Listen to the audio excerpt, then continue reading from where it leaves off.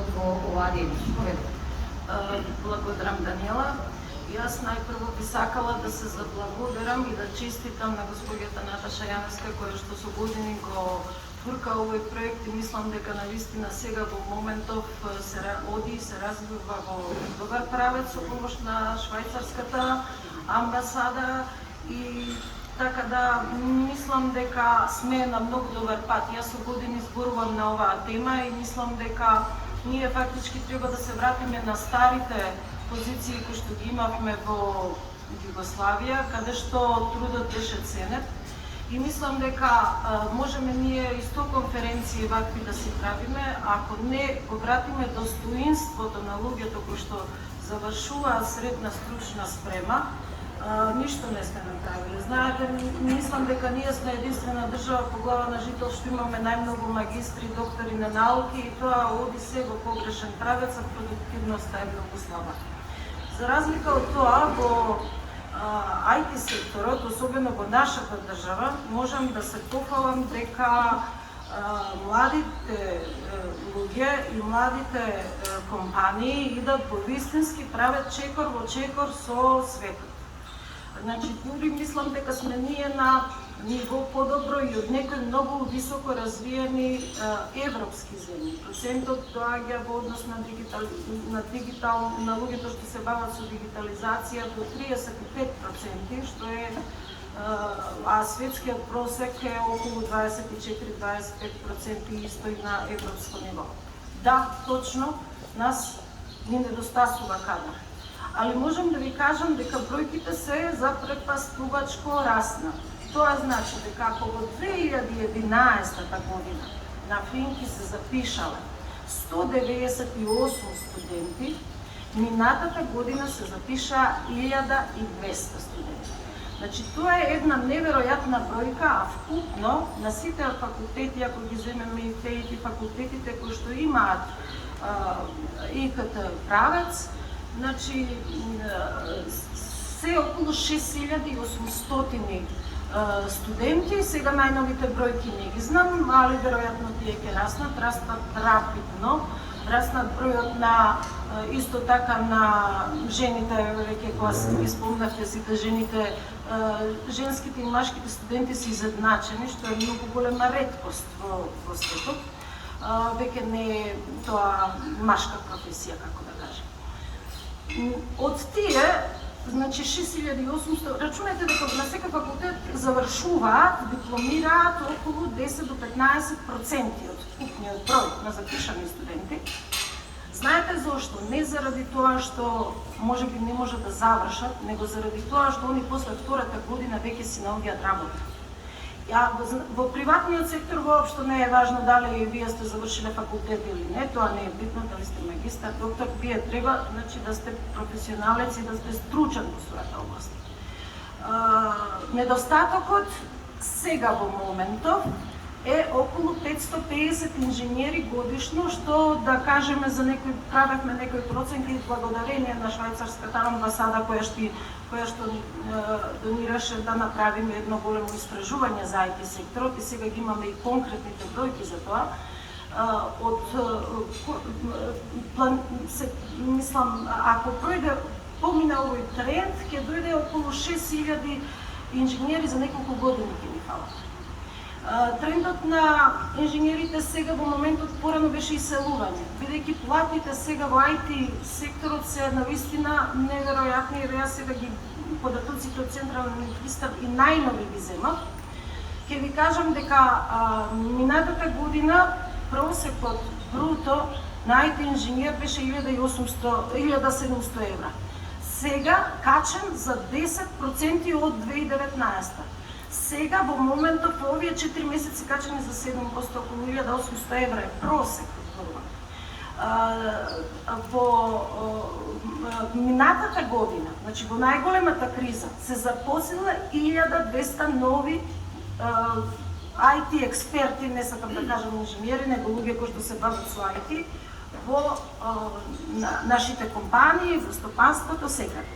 Така да, не треба ние да сега измислуваме топла вода у коцки. Бројката, јас сум инженер и јас секогаш сакам бројките да ги гледам. Значи, ако тоа недостасува и ако тама е иднината на младите, апсолутно треба да се обрне внимание. Јас и на министерката, кога бевме со Наташа на еден состанок, препорачав да, ако може да се воведат во некои училишта и стручни паралелки за средно стручно образование да имаме од IT, со IT, да имаме IT фактички стручно образование. Мислам дека не само за фабрика, IT стручен човек може да влезе во секој, во алкалоид, во железари, секаде ќе се бари. Така да ја тука би застанала, бидејќи не сакам да должам, можем до утре сабајле да зборувам, само ќе одиме понатака со другите прашања, па ќе продолжам. Благодарам.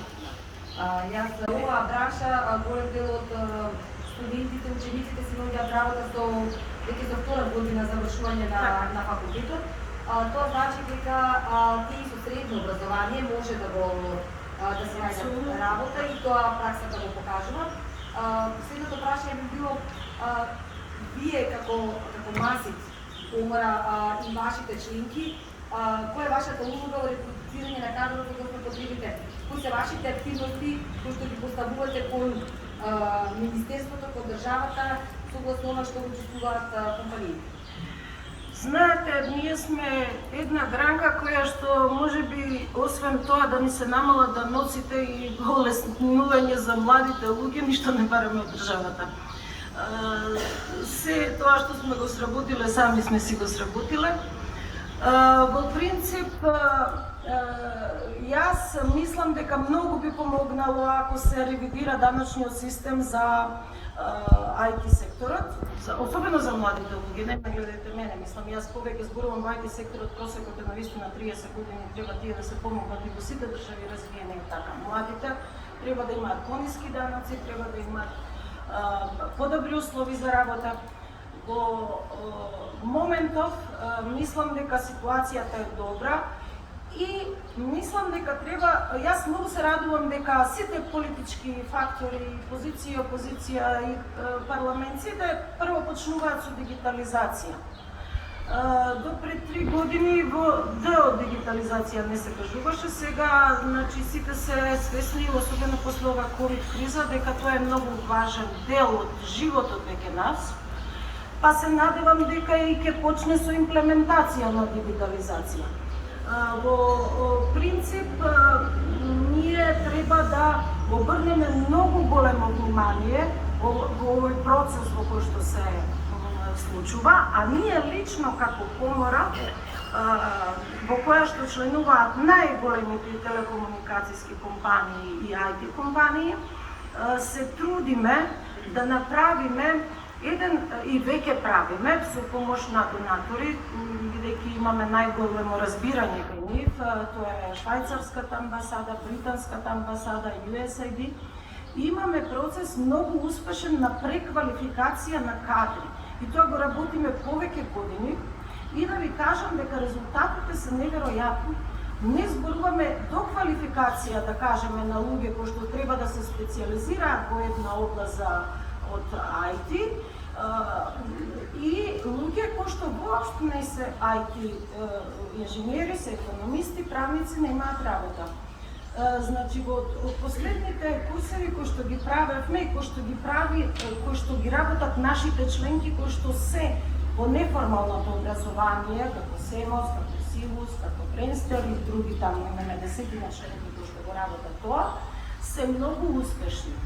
Знаете дека 80% од луѓето што ги посетуваат тие курсеви, без разлика дали ќе добијат сертификат на крај или не, тие добиваа работа. Значи дека треба да се размислува во тој правец. Ние можеме што сакаме да си кажеме. Иднината оди во тој правец. Јас некогаш се зафркавав кога зборував иднината ќе има, во иднина ќе работат само инженерите, и тоа од Artificial Intelligence, Machine Learning, Deep Learning и куварите кои што ќе се грижат инженерите да бидат нахранети и докторите кои што ќе се грижат да инженерите бидат здрави.